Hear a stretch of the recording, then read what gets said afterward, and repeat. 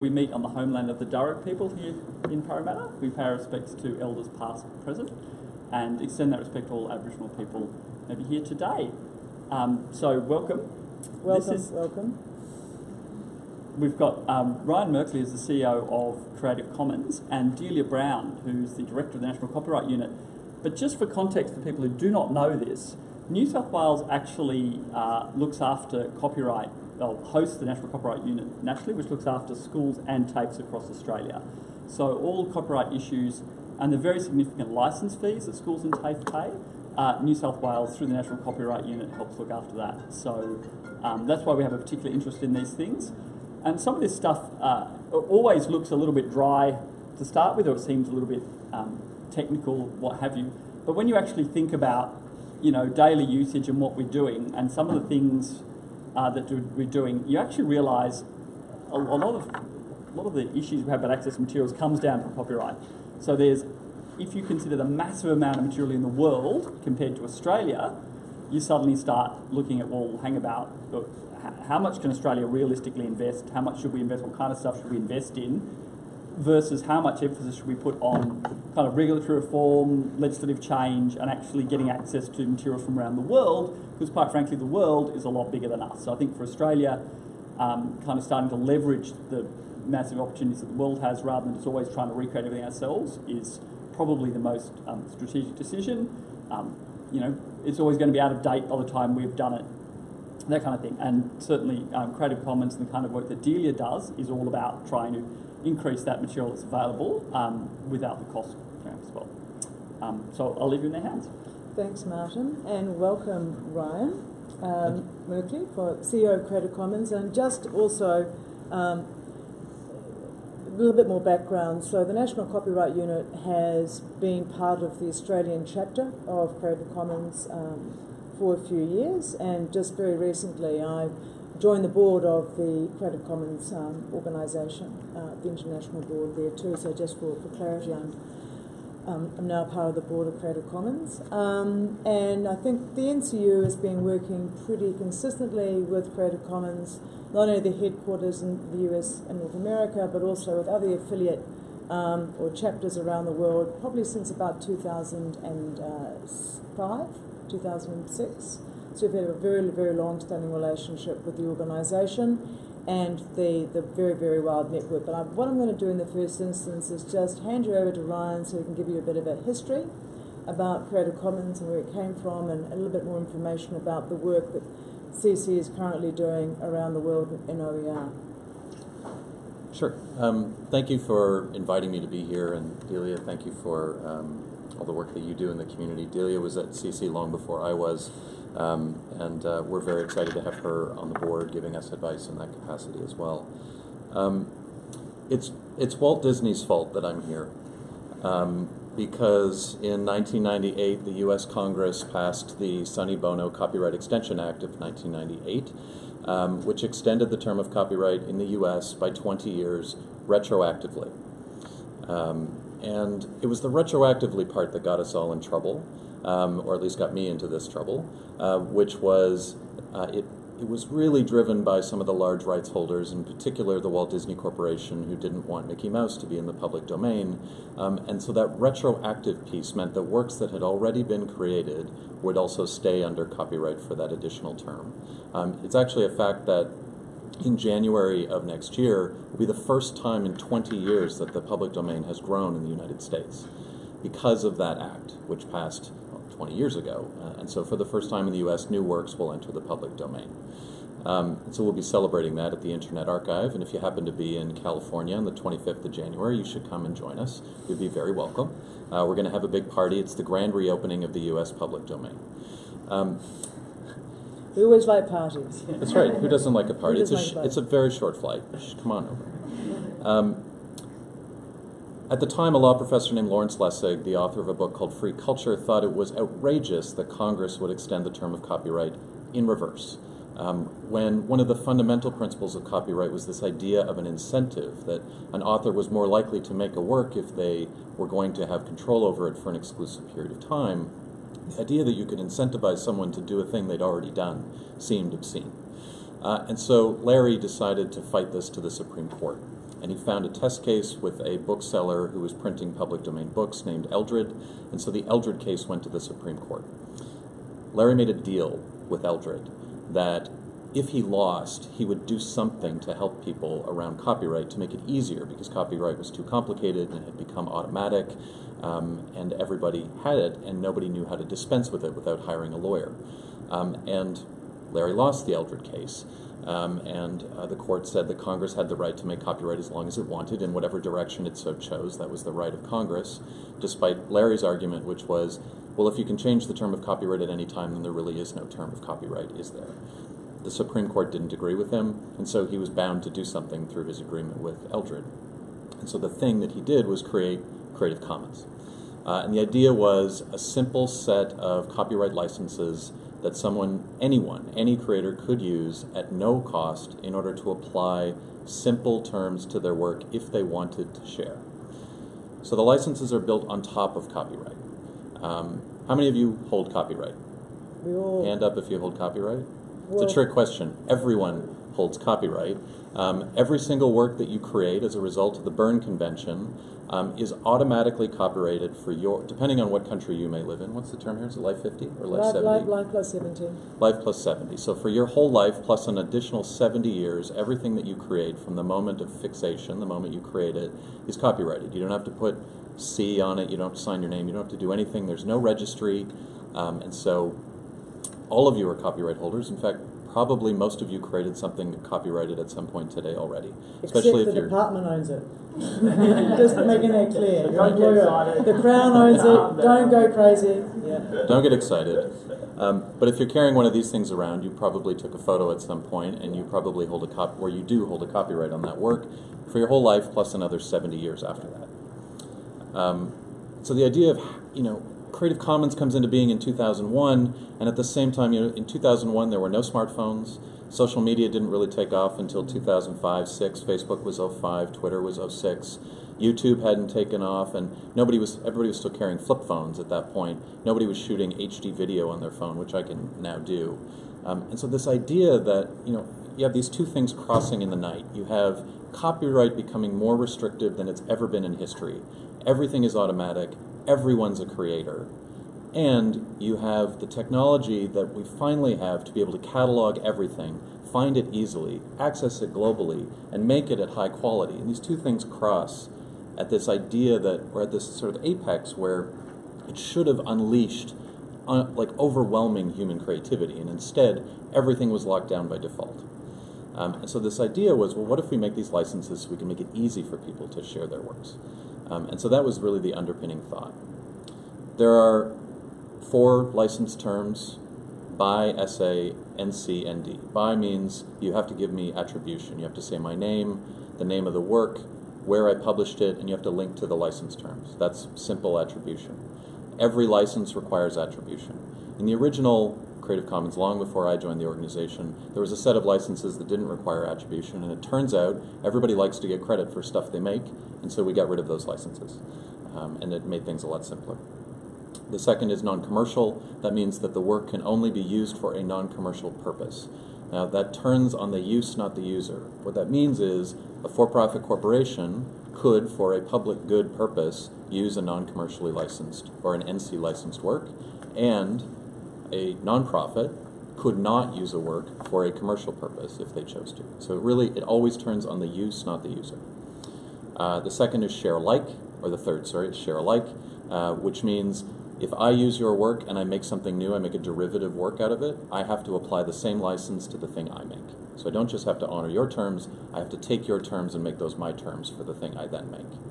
And the last is no derivatives, which essentially means you can copy it and share it, but that's it. You can't make new things out of it, you can just share it as you like. There are also 2 public domain marks. One is called CC0. That's the ability for you to put the work in the public domain, which means no restrictions, no credit. You could use it for any purpose. It's traditionally used for things like data.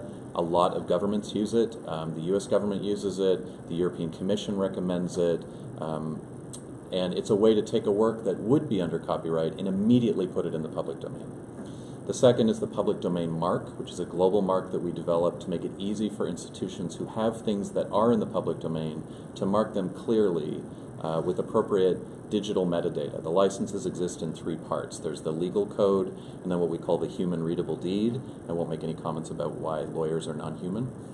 And the machine readable deed, or the metadata, which allows the works to be found on the internet. Today, there are about 1.4 billion licensed works on the web across 9 million different websites. The CC license tools are embedded in platforms where you may share your content, things like Flickr, Wikipedia, SoundCloud, if you make 3D models, Thingiverse. And so all of those platforms that are built around sharing and reuse, for the most part, embed CC licensing. Medium has it, and we work with organizations to help them put those tools in the place where creators share. So you can come to our website and get a license, and we have a tool called a chooser where you say what you want and it helps you pick your license. But it makes a lot more sense that in the place where you're uploading your content that you could apply that license. That's what YouTube does, it's what Flickr does, etc. Maybe just a couple words on where CC is at. So Creative Commons now 18 years old. I joined the organization as CEO about 5 years ago. We are a global network, so we have a chapter model with local chapters that do local work around everything from education to advocacy to training. They work with cultural institutions, they do copyright reform, and every chapter is different, responding to the local needs. And the Australian chapter has been around for almost 10 years now. Yeah, I think we're one of the oldest chapters, yep. And currently there are chapters in there are 30 chapters worldwide, teams operating in 68 countries, and the licenses themselves are now international. So it used to be that we wrote the license for the US, and then we adapted that license to each legal context. So the Australian team would sit down and say, what do we have to change, or what terms do we have to add to make this work in the Australian legal context? About 4 years ago, actually 4 years ago today, we released the 4.0 license, which is sort of one license to rule them all, the international license, which adapted or embedded all the necessary legal terms to have a single license that works everywhere. And so we've done that, and we've been translating that license, but it doesn't require legal adaptation. And we were involved in giving Yeah. the feedback into developing the 4.0 international license. Well, I can say Carl Rupin, who is working at the NCU, did a lot of work on that. I'll take credit for it, but he actually did most of the work. Yeah. How long ago did Tolkien die? I'm just trying to imagine if you could use that. I don't know if those work. He's not in copyright. He's not in public domain Oh, yet. that's okay. But we can use those words.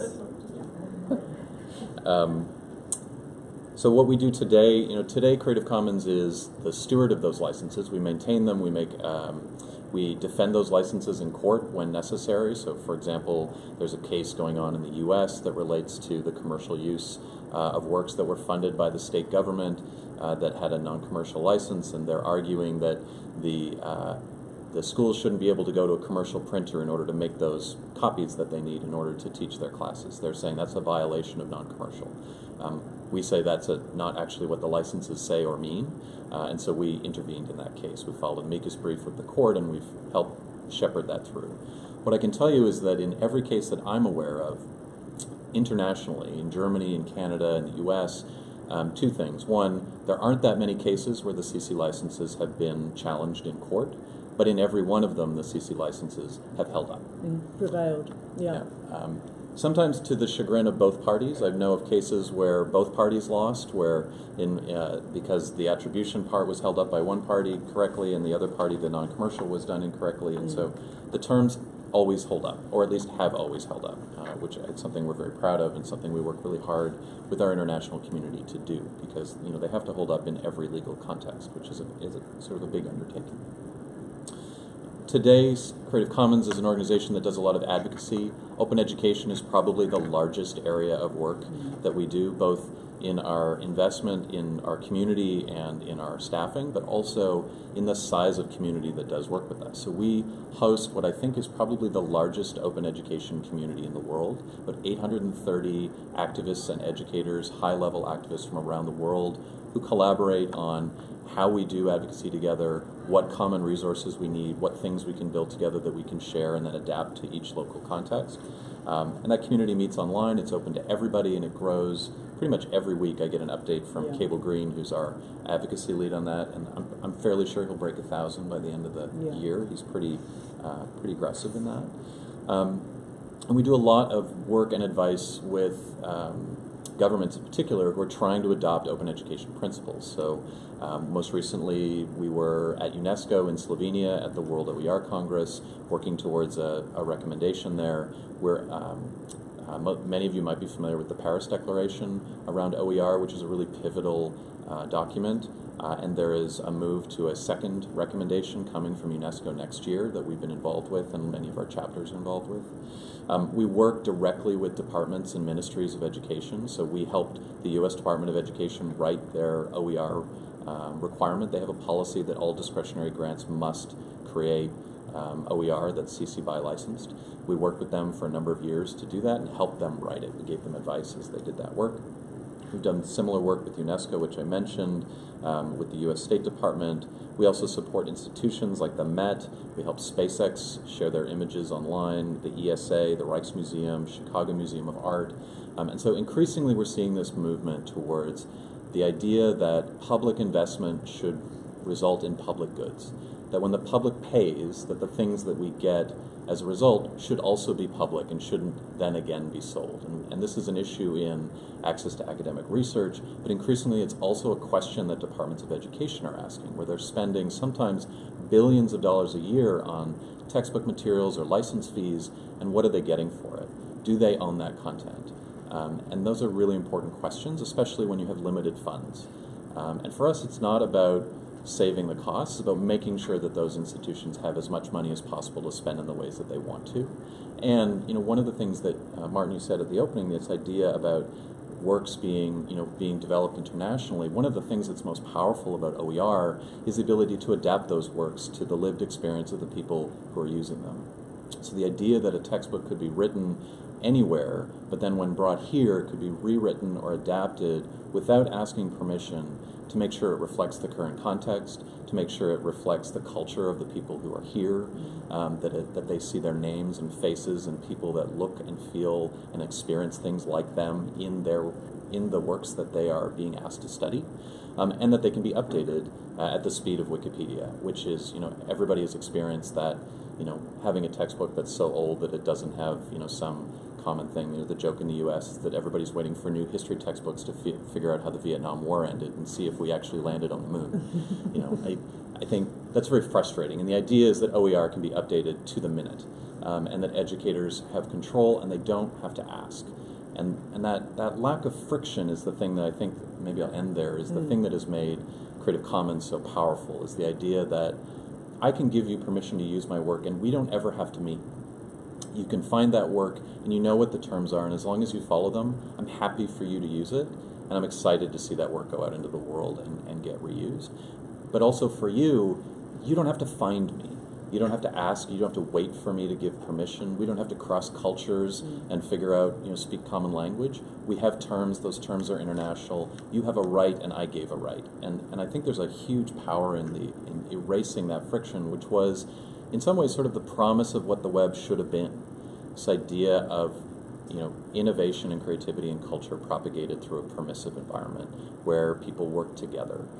And that's sort of what's exciting about OER, and it's what's exciting, I think, for me about the licenses and what they can unlock.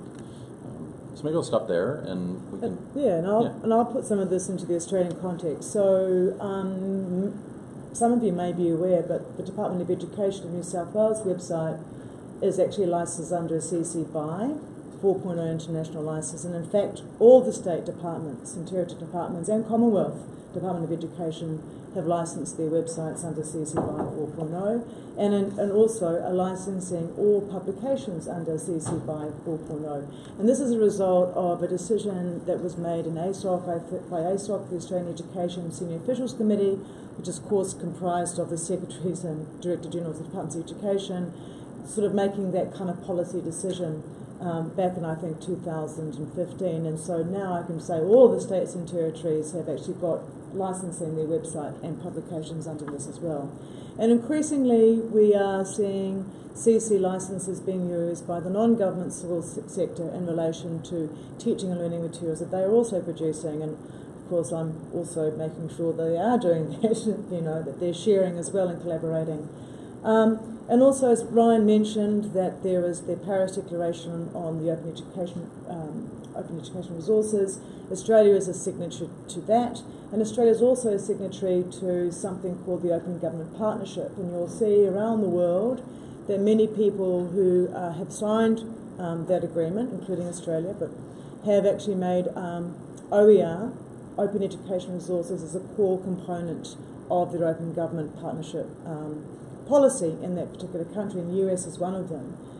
We're not quite there yet. We've still got to kind of put that into our core plan, but eventually I think you'll see OER being part of that as well. But on a practical basis, one of the reasons why we were probably very early advocates for Creative Commons and Open Education Resources, and let me just explain what Open Education Resources are simply. They're anything that any education, learning, teaching resource that's been created. Normally it will be licensed under a CC BY or a CC BY share-alike license, but CC BY is the default license for open education. And it's basically materials that you're free to access, free to use, free to modify, free to share. That's putting it very, very basically. All you have to do is comply with the terms of the CC license, which generally is attribution. We strongly recommend the NCU that we use CC BY. We're not so keen on CC BY non-commercial because there's a little bit of ambiguity about whether not-for-profits can use it. There's a little bit of ambiguity. We would say, of course, they can, like the Catholic and independent school sector. But there is a bit of a grey area, and our preference at this stage is CC BY. And there's also been a little bit of pushback from some of the collecting societies around the world on whether non-commercial includes educational use by students and teachers. So to be safe, we go down the CC BY line. But of course, in our arrangements with the collecting societies in Australia, CC licensed material is something that's not remunerated on. It's in the non-payable box, and so that's very important for us. The increase of use of OER and CC licensed material really does help us manage our copyright costs, which are ginormous because of the collecting license schemes.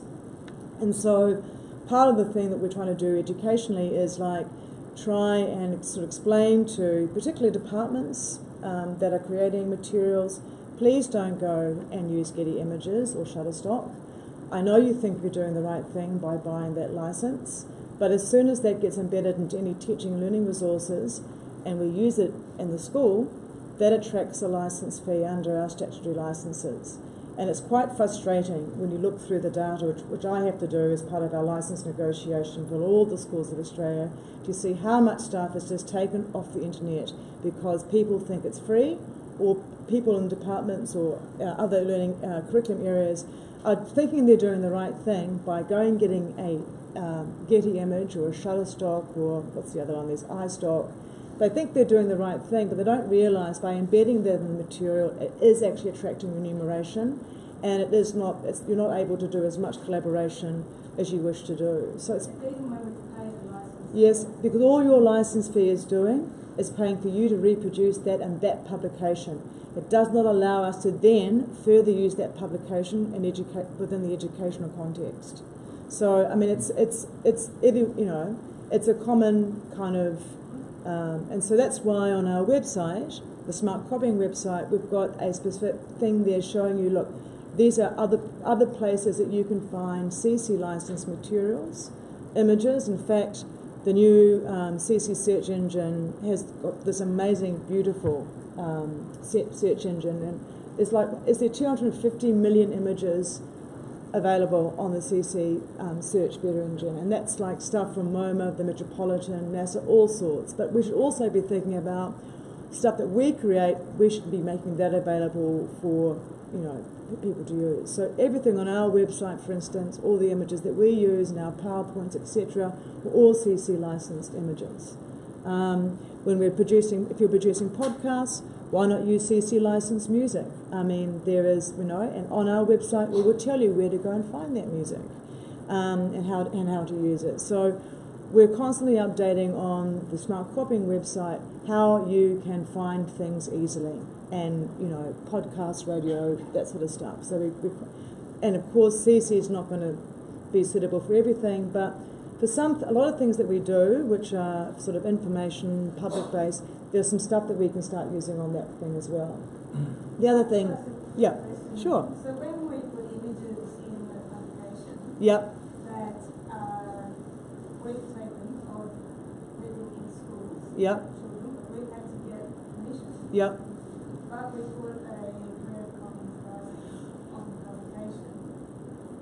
We've only got permission to enforce it. Well, if you're making that publication available on the web, then does your consent go to putting it on the web?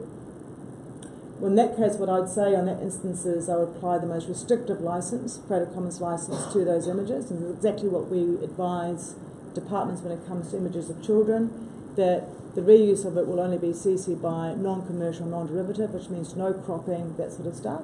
So we'd say in that instance, restrictive.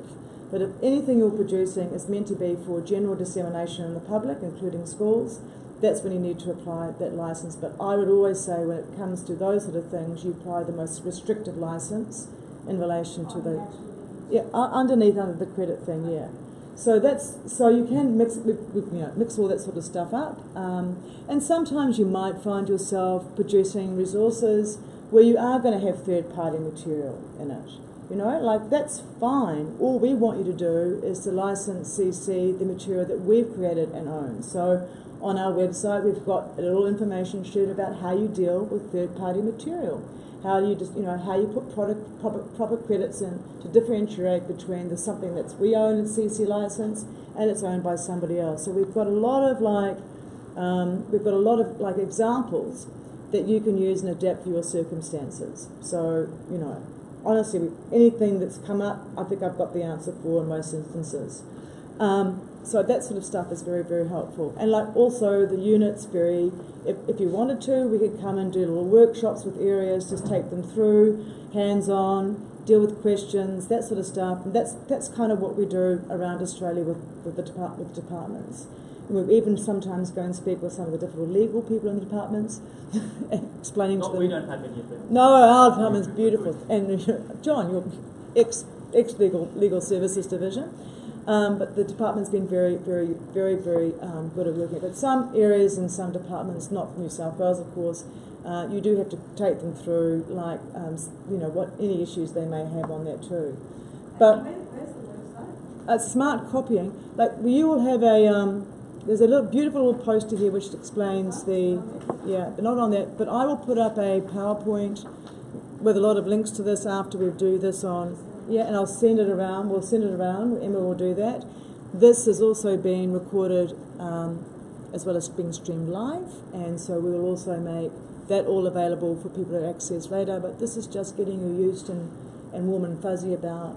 There's a brave new world out there you might not have discovered yet, which might make our daily lives a lot more easier, but more importantly will allow what we produce to be shared and improved, modified, and more collaboration across the classrooms. I mean, the other thing that is helping us hugely is that the copyright laws for the teachers is extremely complex in Australia. So our Act is in 1968. And I like saying this to politicians. It's like 1968, man had not landed on the moon. I don't think we had colour TV yet, and feminism was just starting. So if you think about how old our legislation is for copyright, and even though we've updated it a lot, it's an awful act to go through. It's like a tax act. And when I moved to Australia in '96, the Act was like 300 pages long, and now it is probably closer to 700 or 800 pages. So it's just incredibly complex. So there's a different rule for a teacher copying text and images. There's a statutory licence that covers that, and currently our statutory licence fees for that in the classroom is around $65 million a year. We have another statutory licence that allows us to copy TV and radio programs. That's around $23–24 million a year. We have blanket licences with the music collecting societies, which allow us to copy sheet music, allow us to kids to perform live in school, allows us to play sound recordings, allows us to do things for school events.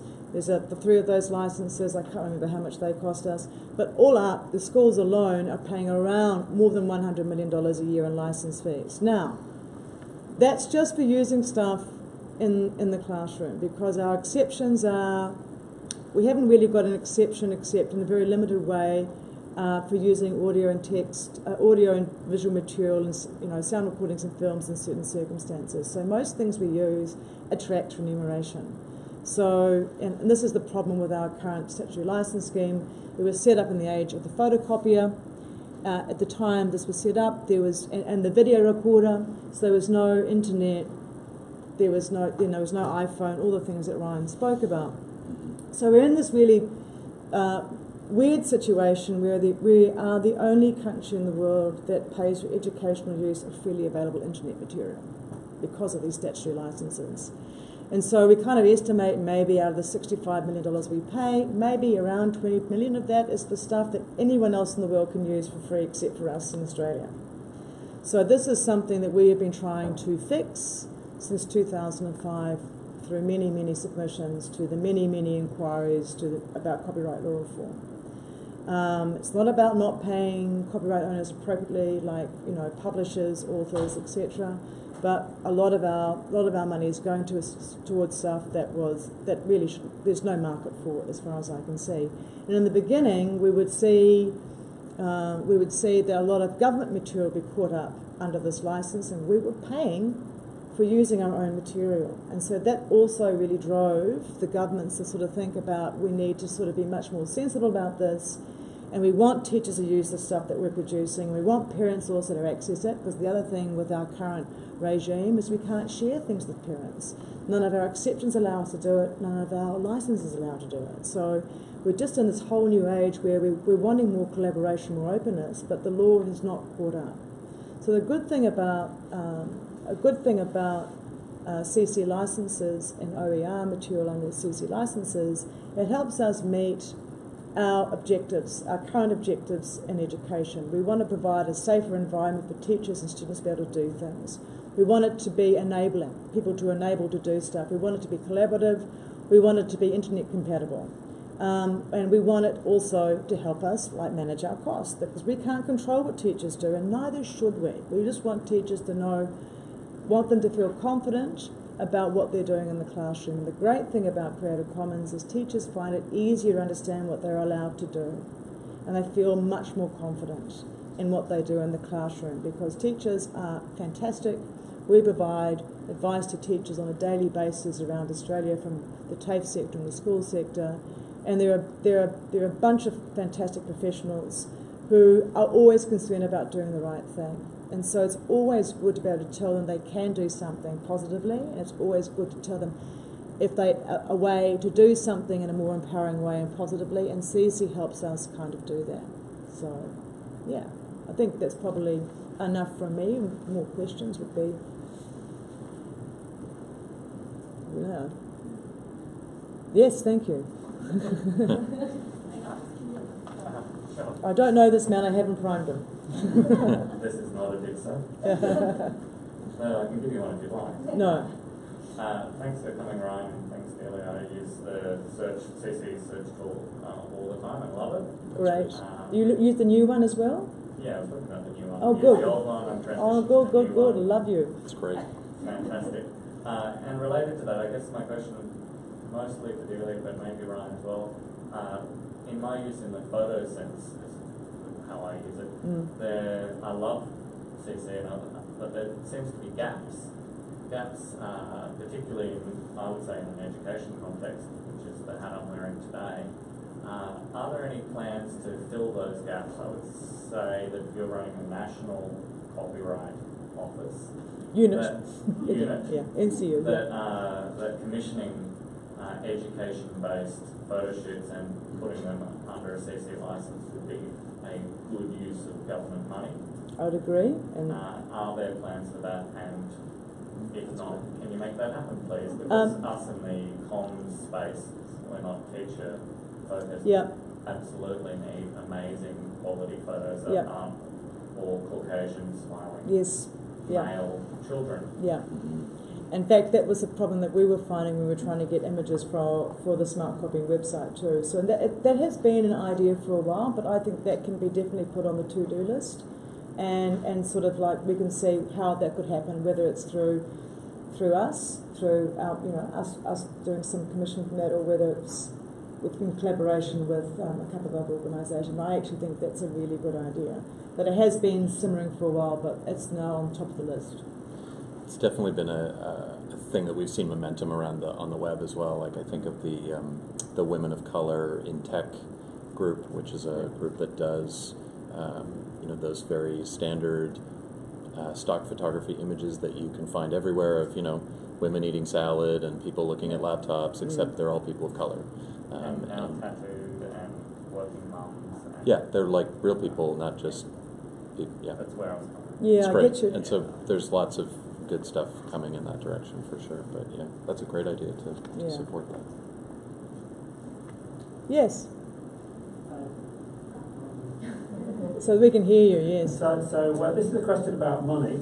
Mhm. I think you mentioned that we're spending around, in fact, you think you said more than $900 million on licenses in classrooms. $100 million on license with the licenses the departments play and the education pay on behalf of schools. Yeah. Okay, so 100 million. Yeah. Okay, good. And Well, but that's the reduction. yeah, that's 100 million. We But just saved you $800 million. yeah, Right anyway. there. But on top of that, just forget about that license fee that the jurisdictions are paying on behalf of their schools. Schools themselves are spending almost 1,000 million a year buying educational content. So we estimate between 700, 800 million, kind of very conservatively. And so we are huge spenders of buying content every year. So that's the textbooks, the bundles you get now from publishers that include the textbook in hard copy in electronic form, and there might be some supplementary materials in it. So we are huge spenders on educational content in Australia. Yeah. So I guess my question is, what impact would it make if we had, an appropriate and up-to-date copyright law? And I think what I'm hearing from you is there's a difference in terms of paying copyright fees, but also importantly, maybe there's a significant cost of administration in basically working around the existing arrangements. I mean, if they were much simpler, irrespective of the actual license fee that you're paying, then that would be a great benefit in schools. Yeah, and the thrust of the legislation, of course, we are concerned about taxpayers' money being used to pay for things we think have a nil value, but we will always need licenses with the collecting societies, because even if we simplify the exceptions, there are some things that will, they only allow you to do certain things in the classroom. There's always, if you want to do more, you're going to have to pay the license fee.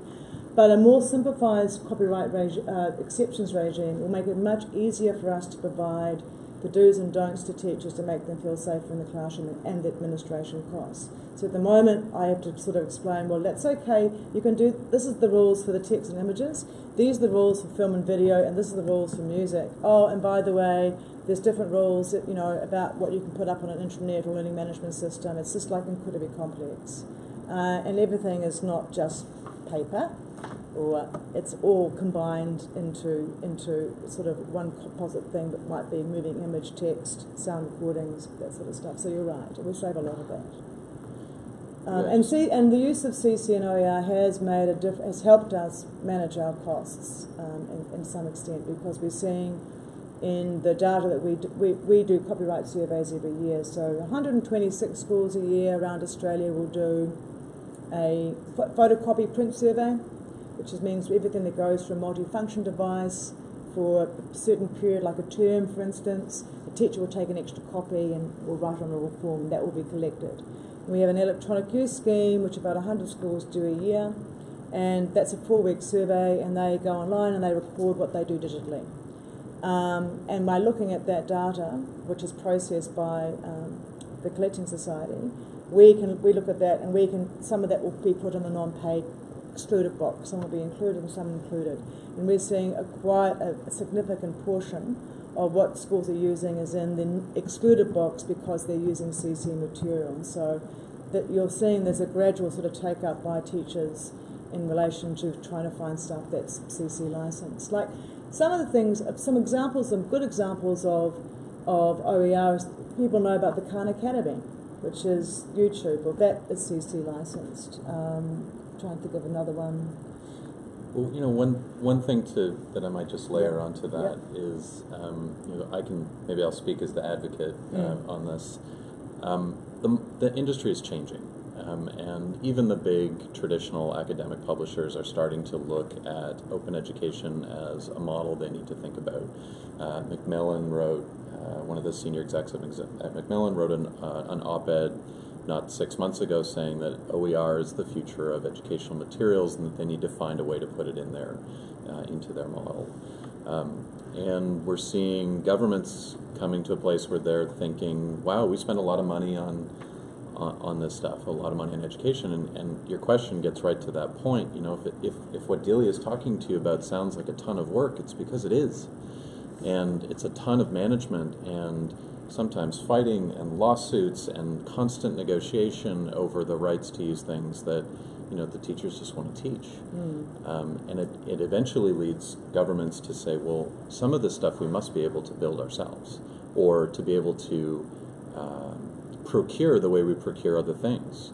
I mean, government can buy a beautiful building. Why can't government buy a piece of content and actually own it and then do what they want with it? And we're seeing that in the United States.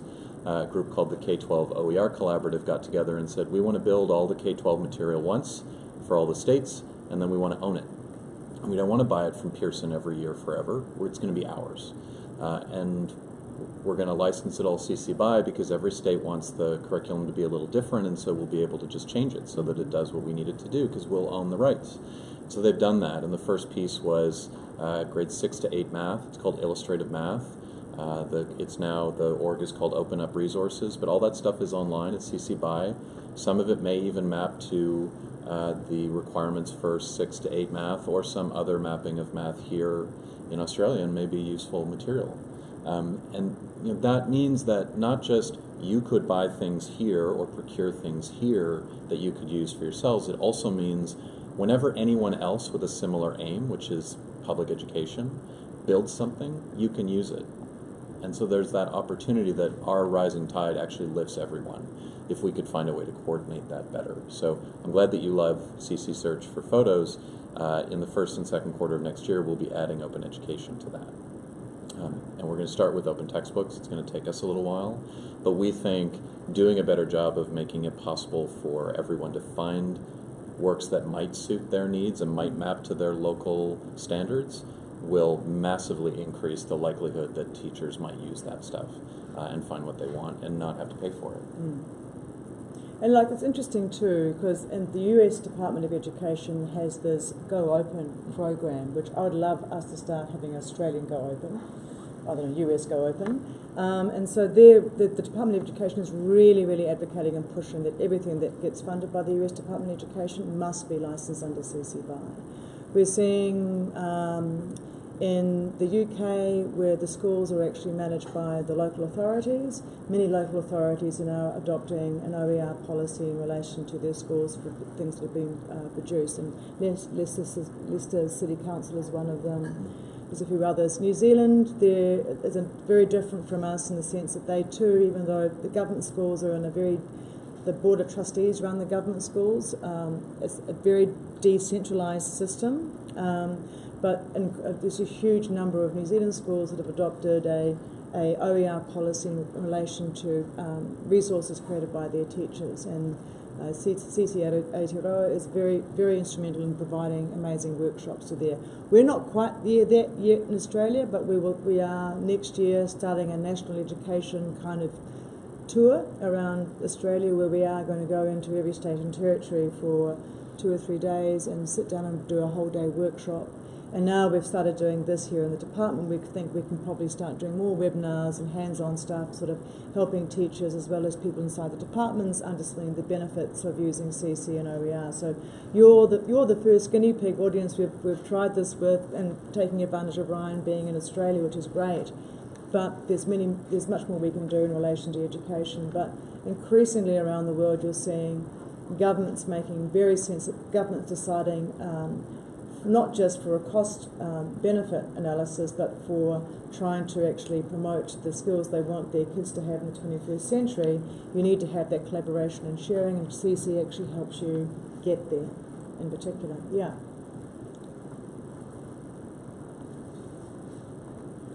Yeah, so we've had lots of good news and advocacy along the way. I want to ask some questions around some of the obstacles that you've encountered and experienced, and looking globally. So when I listened today, I'm thinking that you're the disruptors. You're a bit like the Uber to the taxis. What's some of the resistance and the obstacles and strategies for getting around that internationally, and things to bear in mind in Australia? Well, so some of the obstacles in the early days within the departments is many people don't like their stuff being changed. And there is this social, moral thing, you must use it the way I've developed it. And I say teachers just don't do that. They will do whatever, they will change whatever you give them for their purposes. So there's that sense of like a social constraint that happens within departments or areas that are producing curriculum sort of stuff, and they get a bit upset when you tell them they actually don't own the copyright in it. But I said also the thing is that can be a bit of a problem. With relation to some of the resistance might be it's been a bit bad practice that what we've done is we go and give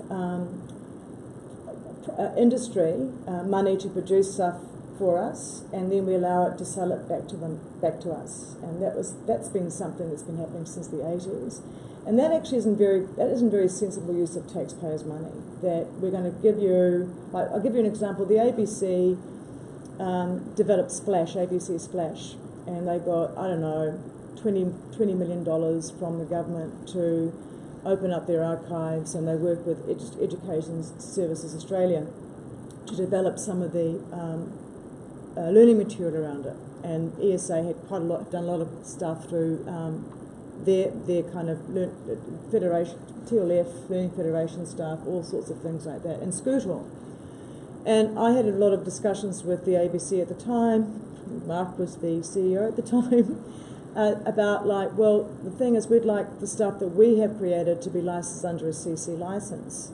And we also like you to consider whether some of the short 30-second archive material could also be licensed under a CC license, because we want kids to be using this.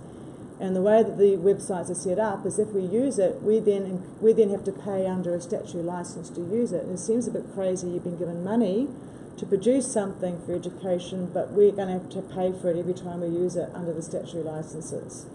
And I said, so it just seems to be, that was quite a big discussion we had with the ABC. Now, the ABC didn't go completely there with CC, but all of ESA's material on the ABC Splash or pool is actually CC licensed. And some things that the ABC have put up there, they've done CC licensing.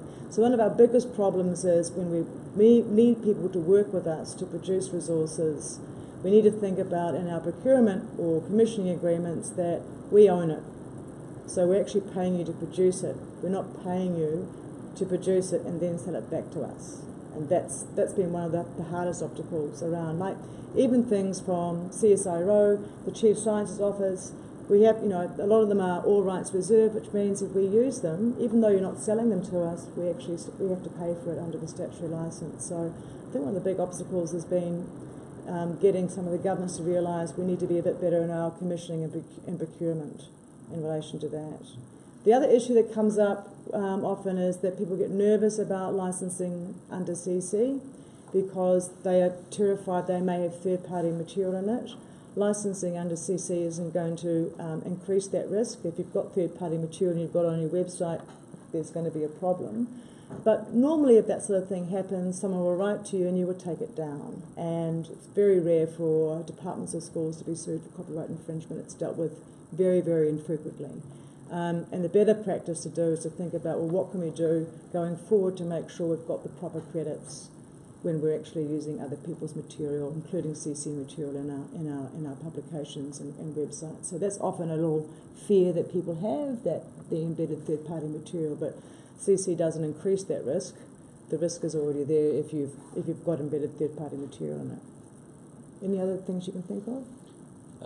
Yeah, I might just quickly add a couple of high-level things that stick out for me. So, I mentioned that we're building search, and part of that is because one of the number one things teachers tell us is it's hard to find what they want. And as Delia talked about how OER can sort of be any openly licensed thing, for some people that sounds delightful, and other people that sounds a little bit like telling someone they should build their own car. It can be daunting, right? And we don't train teachers to make their own educational resources. We train them to teach, and being someone who's good at teaching and using adequate resources is not the same as being someone that's good at writing your own materials that have good efficacy at teaching skills or concepts. And so over time, that probably means, when you talk about disruption, like a big paradigm shift about if we really want to move to a model where we imagine that every educator might be an author of some of their own materials, we have to train teachers differently and give them those skills. We have to think about how they do their work in a given work week, and where do we give them time to do that work, because they already have other responsibilities, and writing their own courseware isn't always part of that. So there's a paradigm shift that goes with that, and then I think at the sort of more institutional level, there's a paradigm shift for governments who are making selections about what materials might be bought, or whether it's at the school level where they make the decision, or whether it's at the supervisory level. They know how to buy content from traditional publishers. They don't quote unquote, know how to procure their own materials or do that, and the systems aren't always built to allow that to work. And so that requires some leadership and some back-end work, and it requires a government that's willing to enable that and say, we're going to try this, or we're going to coordinate this in a way so that you don't have 20 different school boards all buying the same thing. And so it is disruptive. I hate to be compared to Uber, but Me too. But I'll accept the term disruptive, and try and not make the mistakes they make, and make sure that everybody who's involved in the process, you think about their well-being and their training they need and the skill set they need, and that they're paid fairly, and that goes from top to bottom, right? Like, we may be asking a lot more of educators, and that may be okay as long as we work with them through that process, right? So it is a big shift. But we think that the benefits are there, and the research says that OER brings a bunch of benefits that around customization, around cost savings, but also around learning outcomes. So we think that there's value there. Yeah, and it's important that you pay people appropriately for doing the work for you. So it's not about getting everything for free, because we do actually pay and commission people to organisations, and we work with organisations too, like UNICEF. And other organisations who want their materials in their schools. We say, is it intended that you want to disseminate them? Would you consider doing a CC BY or CC BY share like license? Even like the Australian football, AFL was putting some resources out. We got them to do it under a CC BY. You're amazed how much football comes up in data. I have no idea why. So that sort of stuff, and working with some of the museums like Powerhouse, the Australian War Memorial Museum. Increasingly you'll see the state libraries are all going down the CC and OER sort of road as well, which is kind of good. So you're seeing the change. It's become mainstream. It used to be 10 years ago it wasn't a mainstream thing, but I think CC and OER is becoming more mainstream in education and with cultural institutions and definitely in governments as well, which is probably appropriately where it should be coming mainstream. You won't be seeing any visual artists or filmmakers necessarily putting this stuff on CC. Well, that's because they've got a different revenue sort of arm that they are doing, and it's a different sort of thing. But some artists do like remixing, and their whole sort of reason of being is actually collaboration and remixing and sharing. It's not about selling a record or making an artwork or publishing a book. But I mean, they're a very small percentage, but there are some interesting artists out there doing that. Was there any questions from people on YouTube? I couldn't see any. No. Oh, good. Silent on YouTube. No, You 28 people watching now, stalking us. Just wanted to make sure we weren't missing anyone online. Hello. So, quick question just around things that are being produced by staff of our departments, whether they're in schools or whether it's us in state office. Are those automatically intent for public dissemination? Should be a license under CC BY, but there may be situations that you might want to use a more restrictive license. And the example we had was images of children, would be one example. Or it might be that parts of what we're out there we don't own, we don't put under a CC license. Another area that I always think we need to think about a bit carefully is if we're dealing with Indigenous cultural intellectual property, how you deal with that and any resources. But for standard stuff, we'd say CC BY. But there might be situations that you think, look, I want to think about this and get some advice about whether it's more appropriate we use a more restrictive license. So, if you know what what I mean. about the instances where you don't seek out any? Because most of the things that we're producing, we're not actually thinking about copyright at all. We just produce it, and maybe we'll. But if it's on your website, yeah. It's CC BY because the website says CC BY. Okay. All right. So if it's put on a website, then it automatically goes. It'll be under that. If it's publications, we would also say it's good to put it on the publications, the hard copy, because teachers do photocopy hard copy, and you'll see that most government reports that come out will have the CC as the copyright kind of license inside the report. So anything that comes up from Commonwealth Government. A lot of stuff that, it's part of New South Wales Government's policy is that things that we produce should be default under CC BY. But it's not like saying everything, because it's giving you some leeway, because there may be some things that you think aren't appropriate. But if you can always come and talk to us about whether you're being over the top or what you want to do, and we would say, well, here's some options for you to consider. But ultimately, yeah. But everything on our website would be CC BY. But stuff that's being produced, we would try and recommend that you also put on publications, and we have a little toolkit on our website that tells you how to do that. Thank you.